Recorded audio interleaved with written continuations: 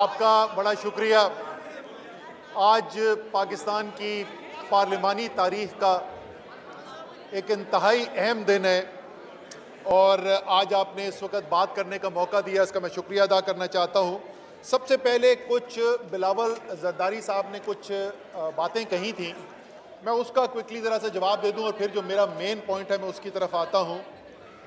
पहली बात उन्होंने ये की कि 7 मार्च को जो शाह महमूद कुरैशी साहब ने कहा कि 7 मार्च को अमेरिका में बातचीत हुई और 8 मार्च को पाकिस्तान में वोट ऑफ कॉन्फिडेंस आया, तो वो उसमें कोई ऐसा कंस्पिरेसी नहीं है, क्योंकि 7 मार्च जब अमेरिका में होता है तो 8 मार्च पाकिस्तान में पहुंच चुका होता है।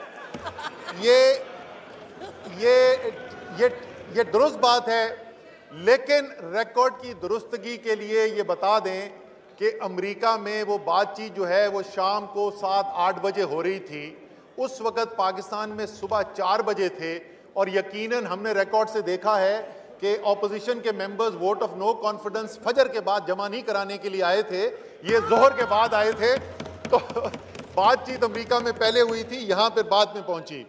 फिर एक सवाल पूछा गया कि शाह महमूद कुरैशी साहब जो हैं वो पार्लियामान की जो नेशनल सिक्योरिटी की कमेटी की मीटिंग थी क्यों नहीं थे?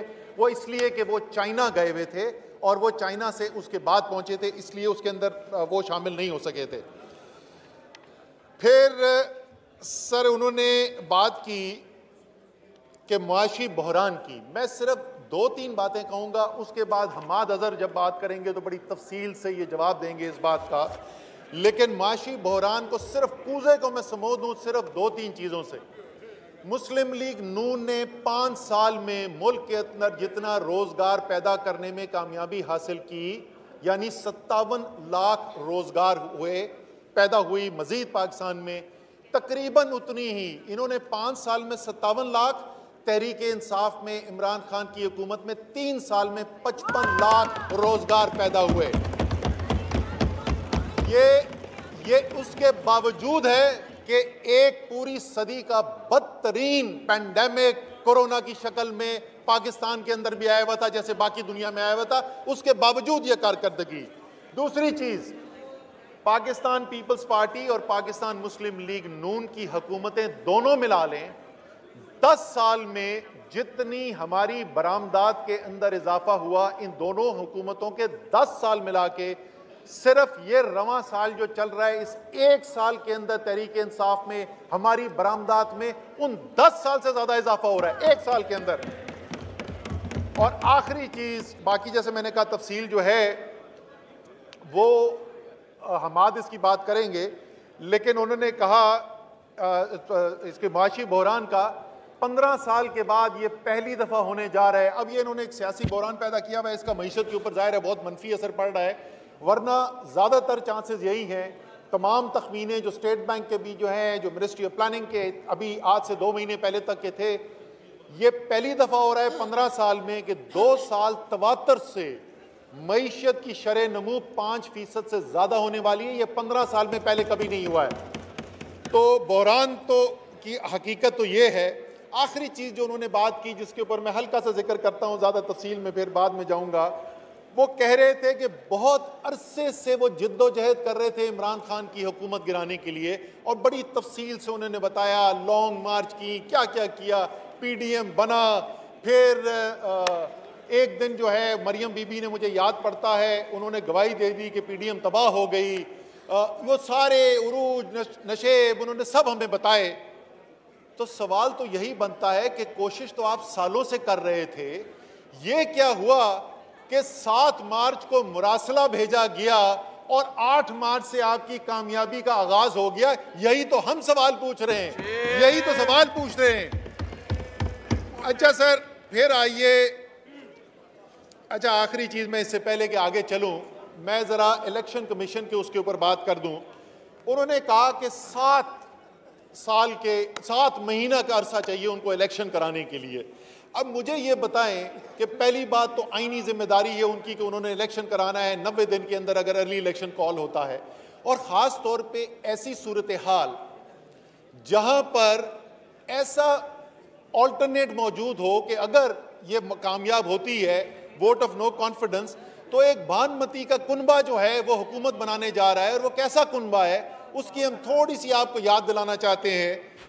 ये वो हैं जो पिछले 20 साल से एक दूसरे को मुल्क का गद्दार, एक दूसरे को चोर और एक दूसरे को डाकू करार देते रहे हैं।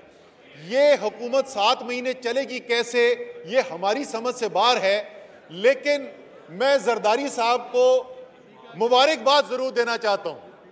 ये वाकई में मुबारकबाद के मुस्तहिक है कि वो लोग जो कहते थे कि इनका पेट फाड़ कर इनका पैसा निकालेंगे, इनको खंभों से लटकाएंगे, इनको लाड़काना लाहौर और कराची की सड़कों पे घसीटेंगे, वो इनके दरबार पर हाजिरी दे के इनके घुटनों को हाथ लगा रहे। मुबारकबाद मैं इनको जरूर देना चाहता हूं।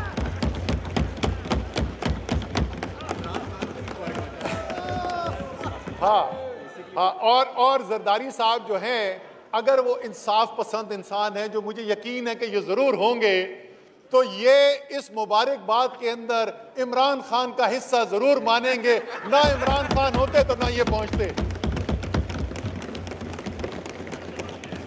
अच्छा सर, अब आ जाए ये जमहूरियत पसंदी की जब हम कहानियां सुन रहे थे कि ये सारी जद्दोजहद जो है वो जमहूरियत के लिए हो रही है, तो जरा जमहूरियत का जायजा दें। पाकिस्तान की कौम देख रही है, पाकिस्तान के नौजवान देख रहे हैं कि मुल्क के अंदर जमहूरी निज़ाम है। इस निज़ाम के लिए बड़ी बड़ी जद्दोजहद की गई, बहुत बहुत लोगों ने कुर्बानियाँ दी गई, लोग फांसियों पे चढ़े इस जमहूरियत को बचाने के लिए। तो कौन सी जमहूरियत है जिसका नमूना आज हमें देखने को मिल रहा है? ज़रा इसको तो देख लेना। सर मुझे ये बताएं कि ये जमहूरियत है या ये आइन है कि एक मुनहरिफ खातून रुकन एक एंकर को ये कहती हैं कि ये अच्छे आप जो मुझे लेक्चर दे रहे हैं ये तो बड़ी अच्छी बातें कर रही हैं, लेकिन 23 करोड़ रुपए में मेरी जिंदगी बड़ी अच्छी गुजरेगी। ये जमहूरियत होती है? हमारे लेजिस्लेटर्स की ये 2% की औकात हो जाए कि वो अवारी मेट्रो से एमपीए बाहर निकलने की कोशिश करे तो उसको गार्ड बोले कि तुम्हारी गोली लग चुकी है, वापस कमरे के अंदर जाओ, बाहर नहीं जा सकते। ये जमहूरियत है? ये आइन है? अभी मैं आऊंगा सुप्रीम कोर्ट के ऊपर भी, अभी उनसे भी हम सवाल पूछेंगे। ये जमहूरियत है जहां पर लोगों को बोली लगाकर खरीदा जाए, जहां जमीर बेचे जाएं, और ये पहली दफा नहीं हो रहा।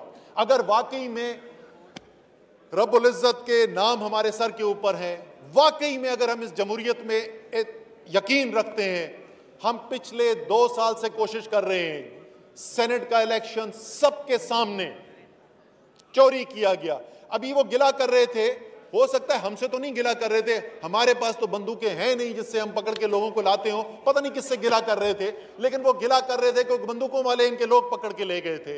हम आपको कह रहे हैं कि वीडियोज आई हैं यूसुफ रजा गिलानी साहब के इलेक्शन के अंदर, वीडियो के ऊपर एविडेंस है, वोट खरीदने की कोशिश की जा रही है। सादा सा इलाज बताया था कि आप बैठे साथ, बड़ी अच्छी बात है, अभी उन्होंने आईनी इंतखाबी तरामीम की बात की, एक जरा इस इंतखाबी तरमीम पे भी आ जाते हैं ना कि ये जो जमीर फरोशी होती है, ये जो मुंतखब नुमाइंदों की बोली लगती है, जो वोट की बेइज्जती की जाती है, जो कानून को आइन की तहकीर की जाती है, इसका दरवाजा बंद करने के लिए भी तो आए जरा मैदान में। हम भी बैठते ना कोई पैसे के ऊपर अपने जमीर की बोली लगाए, ना कोई बंदूक वाला किसी को उठा के ले जा सके। फिर जनाब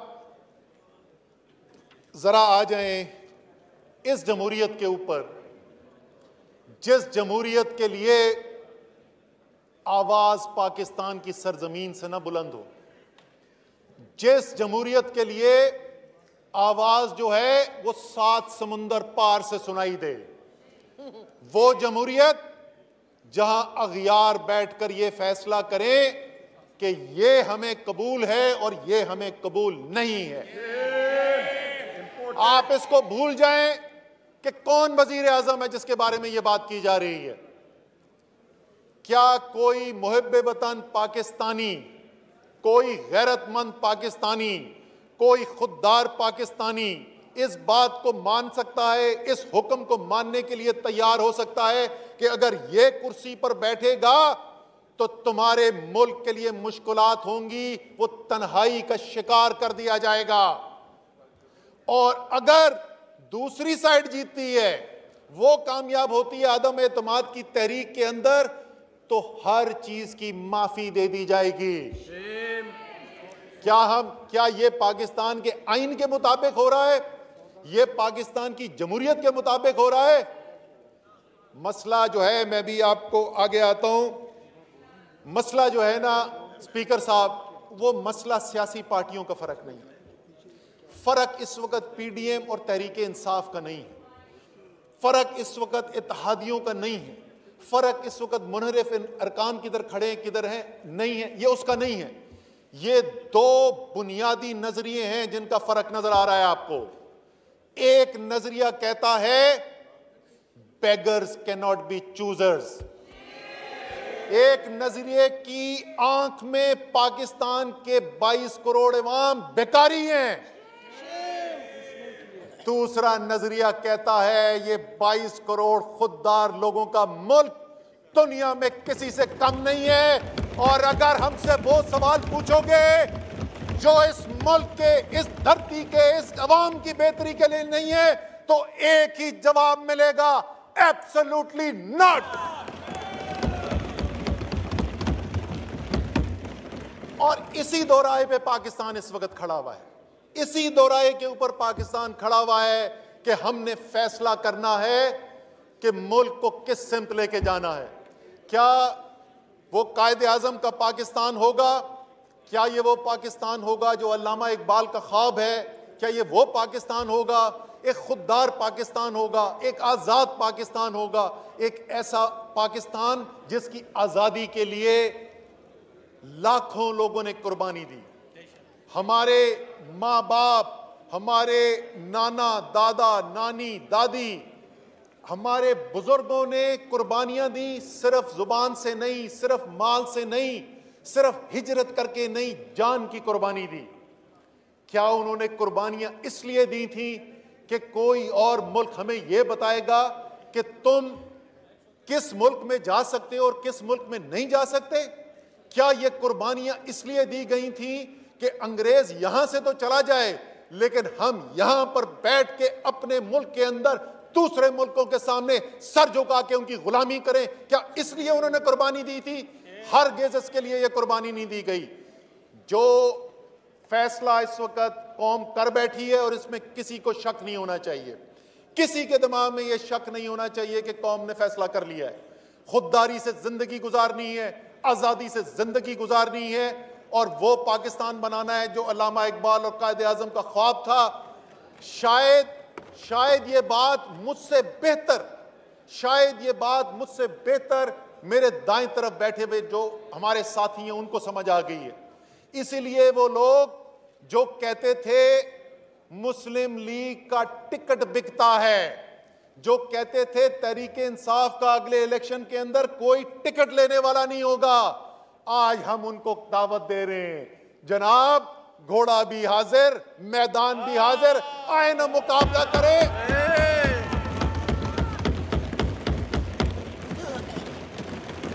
आप भी इस ऐवान के मेंबर्स हैं। हम नहीं चाहते कि हमाद अजहर जैसों को मौका मिले कि वो आपके ऊपर वो फिक्रे कसें के नस गए जे, तो आप ना करें, आए मुकाबला करें। फैसला अगर आप वाकई जमहूरियत में, और मैं बिल्कुल बिलावल ज़रदारी साहब की बात से मुकम्मल तौर पे इत्तफाक करता हूं। उन्होंने एक बात पे बार बार आज जोर दिया, और मैं 100% उनकी इस बात से इत्तफाक करता हूं कि हल जो है वो वोट है। तकरीरों से हल नहीं निकलेगा, तकरीरों से हल नहीं निकलेगा, हल वोट से निकलेगा। लेकिन वोट किसका? वोट पाकिस्तान के अवाम का वोट, बेकाऊ माल का वोट नहीं, पाकिस्तान के अवाम का वोट।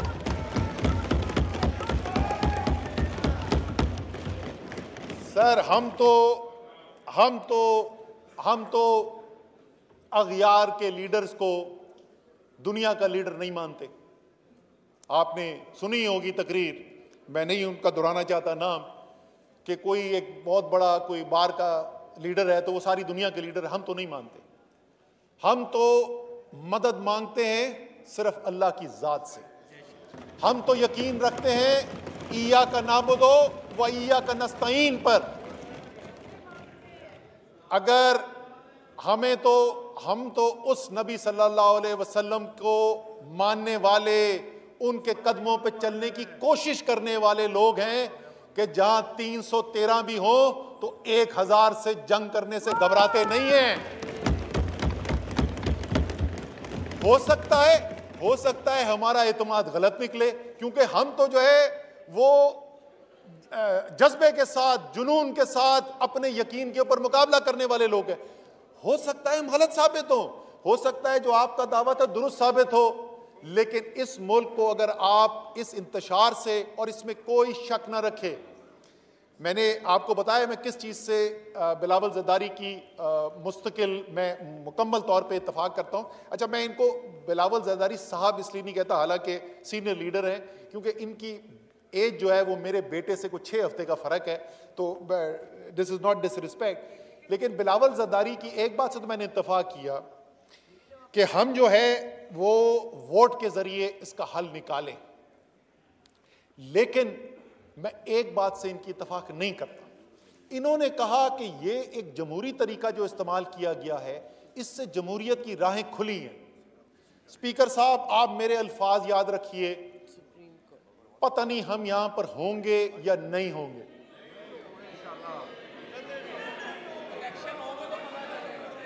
क्योंकि हमें अल्लाह पर यकीन है, इसलिए हम दावा नहीं करते, इसलिए हम कहते हैं पता नहीं हम हो या ना हो।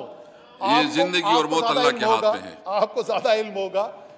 लेकिन ये जो रिवायत शुरू की है, ये रिवायत रुकने वाली नहीं है। अगर पाकिस्तान में हुकूमतें सिर्फ 10-15 अरब रुपए लगाने से, वो तो बलूचिस्तान की खबर को सुनते में मिलती है कि 3.5 अरब रुपए में शायद हुकूमत बदल गई। अल्लाह जानता है सच है कि नहीं है, अल्लाह जानता है सच है कि नहीं है। मक्सी साहब, इतना पैसा हमारे पास होता तो मैं कोई अच्छा काम कर रहा होता। अच्छा, हमें नहीं पता किसने करवाया है, पता नहीं सच भी है कि नहीं है। अगर 15 अरब रुपए लगाकर इस मुल्क की हुकूमतें बदली जा सकती हैं, तो स्पीकर साहब, इस मुल्क के अंदर आज बदकिस्मती से इतना हराम का पैसा घूम रहा है जिसकी तादाद कोई नहीं है। ये जो सियासत शुरू होने वाली है, ये सियासत का इख्तिताम जो है वो कोई अच्छा नहीं होने वाला है। इसलिए चले, आप यहां तक पहुंच गए हैं, यहां से अगर आप निकलना चाहते हैं, अगर आप चाहते हैं, अगर वाकई जमहूरियत में आप यकीन रखते हैं, तो आए, इलेक्शन के मैदान के ऊपर आए और वहां पर आकर मुकाबला करते हैं। अब मैं आता हूं जनाब सुप्रीम कोर्ट के ऊपर। सुप्रीम कोर्ट की हमारी बड़ी इज्जत है, हमारे जमहूरी निज़ाम का एक बहुत अहम सतून है। 3 हिस्से हैं हमारे जमहूरी निज़ाम के अंदर, मुकन्ना है, अदलिया है और हमारी इंतज़ामिया है, हुकूमत है। इन तीनों का बड़ा अहम किरदार है। लेकिन स्पीकर साहब, हमारे आइन के अंदर बड़ा वाज़े लाइन भी खींची हुई है कि हर इदारे ने किस लाइन के अंदर रहते हुए काम करना है। आप एक कानून को, आइन को मानने वाले इंसान हैं, इसलिए आपने फैसला किया कि सुप्रीम कोर्ट ने जो ऑर्डर लिखा आपने उसकी कंप्लायंस कर दी। लेकिन अगर वाकई में ये सब लोग मानने वाले हैं जमहूरियत के, तो पार्लियामान की सुप्रीमेसी को भी मानने वाले हैं। अगर सुप्रीम कोर्ट यह भी फैसला करेगी कि किस दिन इजलास होगा, किस मिनट पे शुरू होगा, तो इस पार्लियामान का क्या फायदा? पैसा बचाएं, इसको रैप अप करें और घर भेजते हैं।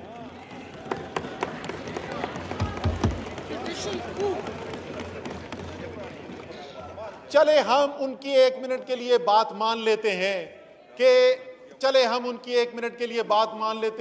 कि जो डिप्टी स्पीकर ने फैसला किया वो अच्छा फैसला नहीं था। लेकिन क्या सुप्रीम कोर्ट में और अदलिया में तमाम फैसले अच्छे होते?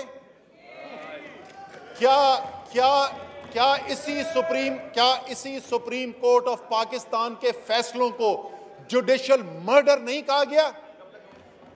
क्या अगर उसके बाद पार्लियामान ये फैसला करती कि क्योंकि एक elected arrested prime minister of Pakistan का जुडिशियल मर्डर हुआ सुप्रीम कोर्ट के फैसले के जरिए, क्या पार्लियामान उसके बाद हक बजानब होती कि अगर यह फैसला करती कि अब से सुप्रीम कोर्ट में कौन सा केस सुना जाएगा वो पार्लियामान फैसला करेगी, कितने बजे सुप्रीम कोर्ट खुलेगा वो पार्लियामान फैसला करेगी, शाम को इख्तिताम किस दिन होना है वो पार्लियामान फैसला करेगी, क्या ये दुरुस्त होता? ये यकीनन दुरुस्त नहीं होता। जिस तरीके से वो दुरुस्त नहीं होता अगर पार्लियामान सुप्रीम कोर्ट के काम के अंदर मुदाखलत करे, इसी तरीके से आइन के अंदर जो पार्लियामान का काम है सुप्रीम कोर्ट की मुदाखलत उसमें ठीक नहीं है। बहुत इज्जत करते हैं हम इनकी, बहुत इज्जत करते हैं और करते रहेंगे, लेकिन जो उन्होंने फैसला किया वो पार्लियामान की सॉवरेनिटी, पार्लियामान की सुप्रीमेसी के अंदर इंटरफेरेंस है। और मेरी आज भी उम्मीद ये है, आज कर लें, आज नहीं करते अगले इजलास में कर लें, मेरी उम्मीद है कि तमाम हाउस यकजा होके, क्योंकि ये डिफेंस जो है ये दिफा किसी एक शख्स का नहीं होगा, ये एक सियासी पार्टी का नहीं होगा, ये किसी एक हुकूमत का नहीं होगा, ये दिफा होगा पूरी पार्लियामान का। इस पार्लियामान को यकजा होकर आवाज बुलंद करनी चाहिए कि जो पार्लियामान का हक है, जो पार्लियामान का इख्तियार है, वो हम किसी और को देने के लिए तैयार नहीं है। आखिर में जरा सी मुरासले के ऊपर बात कर लें, क्योंकि हमने पहले भी कोशिश की कि पार्लियामान को, क्योंकि हम यकीन रखते हैं पार्लियामान की जमहूरियत में, अगर आप यकीन करते हैं तो पार्लियामान की सुप्रीमेसी के ऊपर आपका यकीन होना जरूरी है। हमने कोशिश की कि पार्लियामान को कॉन्फिडेंस में लिया जाए, एतमाद में लिया जाए। लीडर ऑफ द ऑपोजिशन ने कहा मीडिया के अंदर कि जी जब मुझे बुलाया गया तो मैंने बाकी सब ऑपोजिशन के दोस्तों से राय ली तो पता चला कि वाहिद मैं इनवाइटेड था, कोई भी और इनवाइटेड नहीं था, और वो भी जुबानी इनविटेशन था। ये रिकॉर्ड का हिस्सा है कि सबसे पहले इस हॉल के अंदर कोशिश की गई, यहां पर रेजोल्यूशन लेके आए, हमने कहा कि ये इजाजत दें, हम क्योंकि ज्यादा मेंबर्स को बुलाना चाहते हैं तो 6 बजे के वक्त के लिए इजाजत दे दी जाए कि इस हॉल को इस्तेमाल किया जाए कौमी सलामती सिक्योरिटी कमेटी के इजलास के लिए। 2 दफा वोट हुआ, 150 से ज्यादा मेंबर्स ऑपोजिशन के मौजूद थे, दोनों दफा उन्होंने इस करारदाद के खिलाफ वोट डाला। ये इसके बाद नहीं कह सकते कि हमें नहीं इल्म था इसके बारे में। जो इन्विटेशन है उसका वो असेंबली के रिकॉर्ड के ऊपर मौजूद है। 85 मेंबर्स को इन्विटेशन दिया गया, उसके अंदर बिलावल जरदारी साहब भी इनवाइटेड थे, शहबाज शरीफ साहब भी इनवाइटेड थे, खालिद मक्सी साहब इनवाइटेड थे, खालिद मकबूल सिद्दीकी इनवाइटेड थे, शरी रहमान का मुझे नाम है इनवाइटेड थी, शाहजैन बुक्टी इनवाइटेड थे, असद महमूद साहब इनवाइटेड थे, तकरीबन तमाम लीडरशिप इनवाइटेड थी। ये वहां पर नहीं आए। इन्होंने ये फैसला किया कि ये वहां पर ब्रीफिंग के लिए नहीं आना चाहते हैं। मैं एक दफा फिर कहूंगा, ये पाकिस्तान की तारीख का एक बहुत अहम मोड़ है। मैं फिर जो फॉरेन मिनिस्टर कह के गए हैं उसको दोहराना चाहता हूं कि अभी भी वक्त है, इन कैमरा ब्रीफिंग बुलाएं और तफसील से ब्रीफिंग लें ताकि पाकिस्तान का हाउस, ये जो सुप्रीम हाउस है, जो पाकिस्तान की जमहूरियत का मंबा है, यहां पर आकर तमाम मेंबर्स सुने और फिर उसके मुताबिक अपने फैसले कर सकें। लेकिन अगर ये नहीं मानते तो खैर ये इनका फैसला है, लेकिन मैं रिकॉर्ड पे लाना चाहता था।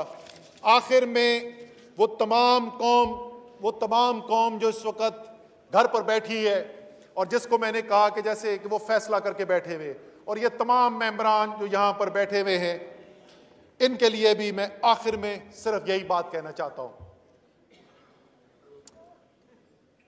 ये जद्दोजहद जो है ये पाकिस्तान की बका, पाकिस्तान की आजादी और पाकिस्तान की खुद मुख्तारी की जद्दोजहद है।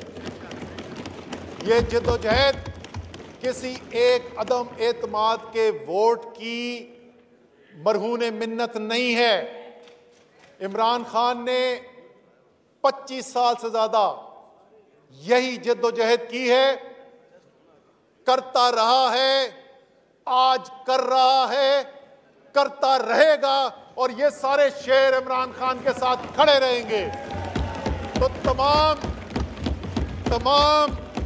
तमाम तहरीके इंसाफ के सपोर्टर्स, वर्कर्स, वोटर्स, खुददार मुहिब वतन पाकिस्तानियों के लिए आखिरी मेरा पैगाम, डट के खड़ा है अब इमरान, ठीक करेगा सब कप्तान, नया बनेगा पाकिस्तान। जी।